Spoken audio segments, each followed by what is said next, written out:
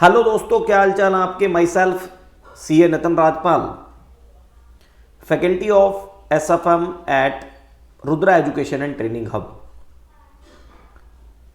Exam जैसा कि complete हो चुके हैं।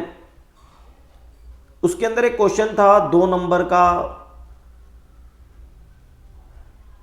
पोर्टफोलियो से रिलेटेड, रिस्क से रिलेटेड। जो बच्चे बार बार मैसेज कर रहे हैं कि इसका सोल्यूशन क्या होगा, तो मैंने कहा जब मैक्सिमम स्टूडेंट ने पूछा तो मैं उसके ऊपर एक वीडियो बना के ही यूट्यूब चैनल पे अपलोड कर दूं। तो आइए जानते हैं वो क्या था।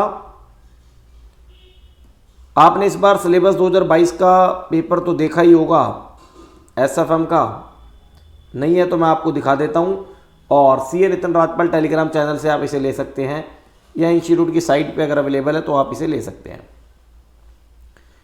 एक ये 3rd नंबर क्वेश्चन था, अगर आपको स्क्रीन पे दिख रहा हो तो, जिसके अंदर एक्सपेक्टेड रिटर्न दे रखी थी 16%, वेरिएंस दे रखा था 285%, इन्वेस्टर का टॉलरेंस दे रखा था 60, और आपको फाइंड आउट करना था रिस्क पेनल्टी क्या होती है, कि रिस्क पेनल्टी आप कैलकुलेट करके बताओ। तो यहां पर कुछ चीजें हैं जो आपको डिस्कस करनी है 2 नंबर के लिए।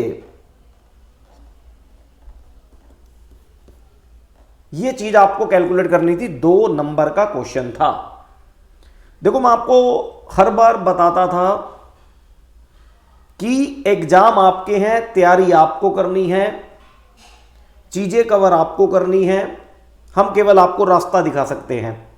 और हर क्लास में मैं आपको कहता था कि सबसे पहली प्रायोरिटी जो आप रखेंगे अपने एग्जाम की प्रिपरेशन के लिए, वो होगा दोस्तों हमारे इंस्टीट्यूट का स्टडी मटेरियल।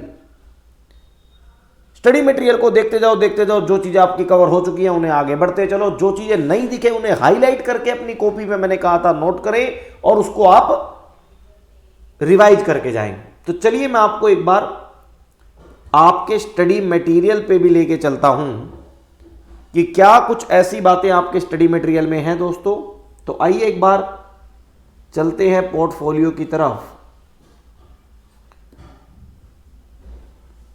जब आप पोर्टफोलियो की तरफ जाएंगे और स्टडी मटेरियल को जिसने ध्यान से पढ़ा होगा उसका ये 2 नंबर 100% सही होगा, क्योंकि मैं आपको बार बार कहता था कि भैया स्टडी मटेरियल सबसे पहले, उसके बाद जितनी भी किताबें हैं, जितनी भी चीज़ें हैं वो आप देखेंगे, लेकिन स्टडी मटेरियल की एक एक चीज़ आप कवर करके जाएंगे। तो ये देखिए, ये मेरा पोर्टफोलियो चैप्टर चल रहा है, जिसके अंदर हम रिस्क, रिटर्न, वेरिएंस, इन सब की एनालिसिस करते हैं।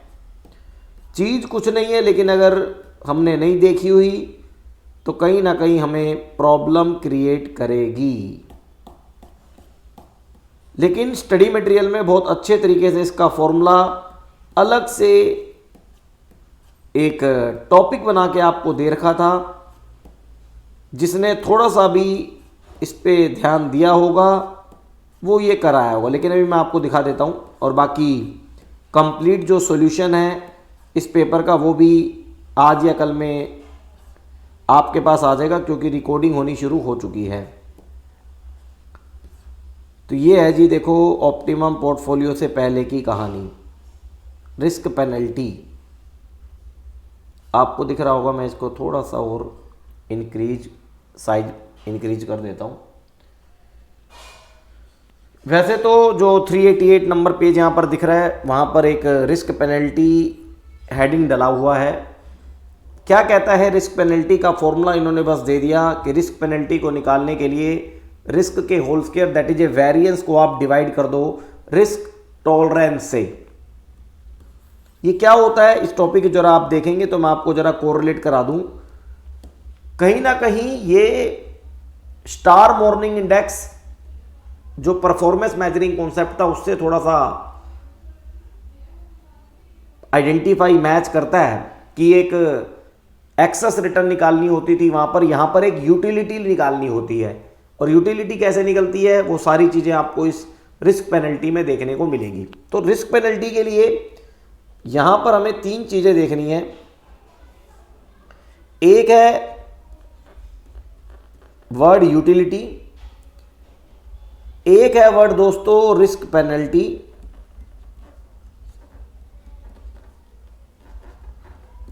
और एक है वर्ड दोस्तों रिस्क टॉलरेंस।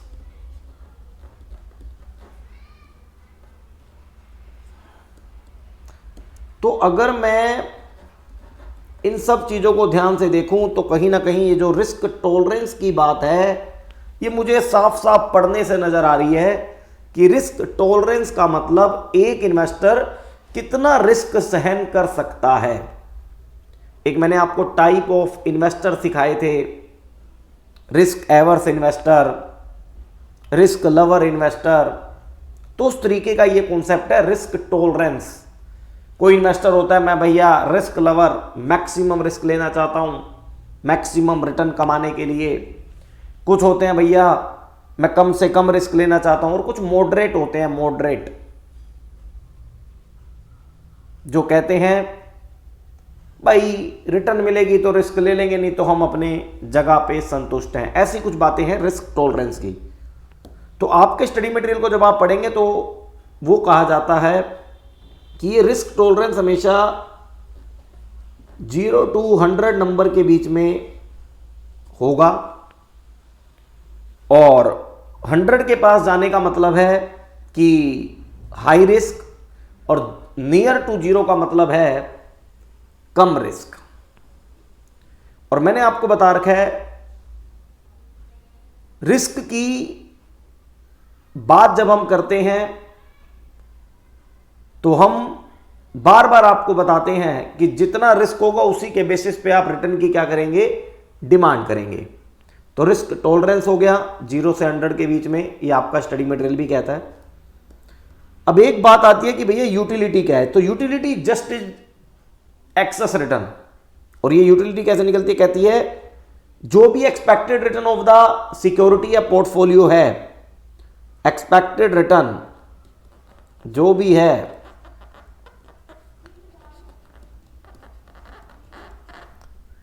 ER से आप इसे डिनोट करते थे। अगर आपको ये चीजें ध्यान हो, पोर्टफोलियो है तो P आ जाता था, सिक्योरिटी है तो S आ जाता था, या जो भी नाम है वो आ जाता था। तो उसमें से कहता है आप ये ना रिस्क पेनल्टी माइनस कर दें।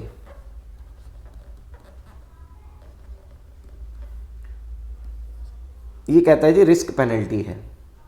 अब बात ये आता है कि भैया utility just like the excess of return minus risk penalty. अब रिस्क पेनल्टी क्या है वो मैं आपको जरा बता देता हूं और आपके क्वेश्चन पे भी लेके आता हूं।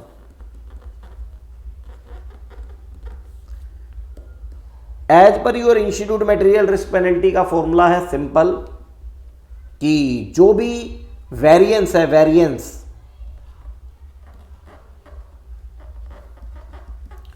उसको आप डिवाइड कर दें रिस्क टॉलरेंस से।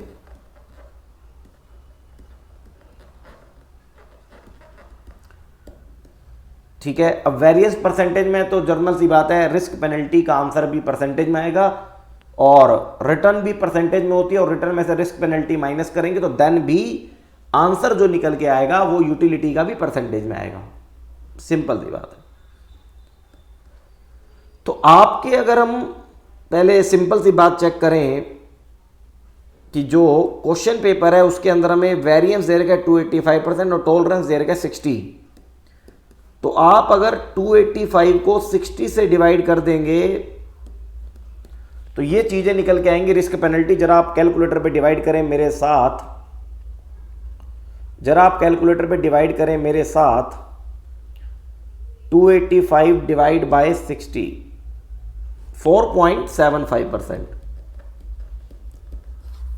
4.75% हमारा रिस्क पेनल्टी निकल के आया है।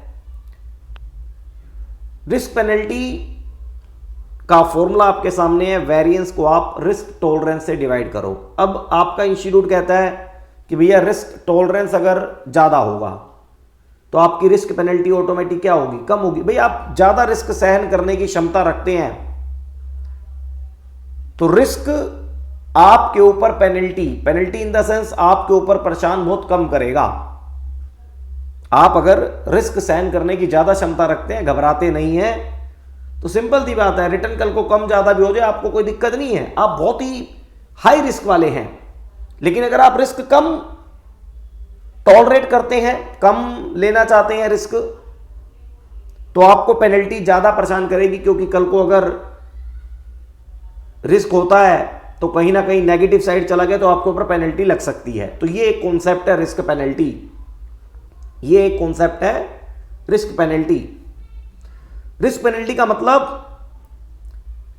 आप 4.75% तक का, देखो रिस्क का मतलब फेवर भी हो सकता है, डाउन भी हो सकता है, लेकिन इन्वेस्टर डाउन जाने में घबराता है, लेकिन रिस्क तो अप और डाउन दोनों साइड है। तो मैं यही कहना चाहूंगा कि रिस्क पेनल्टी एक तरीके से आपकी रिटर्न का डाउनवर्ड है। आप अगर टॉलरेट कम करने वाले हैं और कहीं पर अगर वेरिएंस है, रिस्क है, तो पेनल्टी आपकी ज्यादा होगी, और आप ज्यादा रिस्क लेने वाले हैं तो वेरिएंस आपको परेशान नहीं करेगा, क्योंकि आप ऑटोमेटिक ऑलरेडी ज्यादा लेने वाले हैं। अब यहां से अगर मेरे को इसी क्वेश्चन में यूटिलिटी पूछता